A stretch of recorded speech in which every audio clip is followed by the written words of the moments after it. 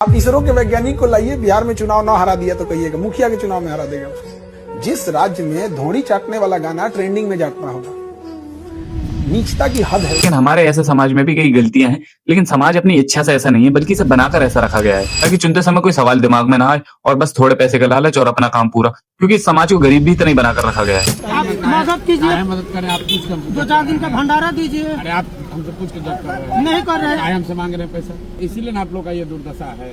पढ़ाई नहीं चाहिए, रोजगार नहीं चाहिए।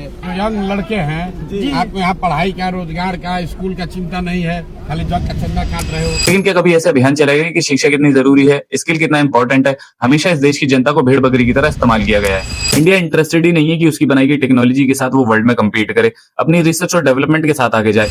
और इंडिया इंटरेस्टेड ही नहीं है कि उसके यहाँ शिक्षित लोगों की संख्या ज्यादा हो। और ये सिर्फ बिहार की चिंता नहीं है, बल्कि देश के कई राज्यों में लोग शायद ही शिक्षा और शिक्षित का मतलब जानते हो। और मोरालिटी पर सवाल उठाने से पहले आप ये सवाल खड़ा करो कि लोगों की शिक्षा पर कितना काम हुआ, और कोई आगे से सरकार पर यह सवाल खड़ा न करे कि आपने शिक्षा के लिए किया ही क्या है। क्या आपने कभी एजुकेशन को मुद्दा बनाया? क्या कभी सरकार ने आपसे शिक्षा के नाम पर वोट मांगा? क्या आपने कभी बेरोजगारी को मुद्दा बनाया? लेकिन मैं फिर भी चाहूंगा देश अपनी शिक्षा की वजह से पहचाना जाए, भ्रम से नहीं।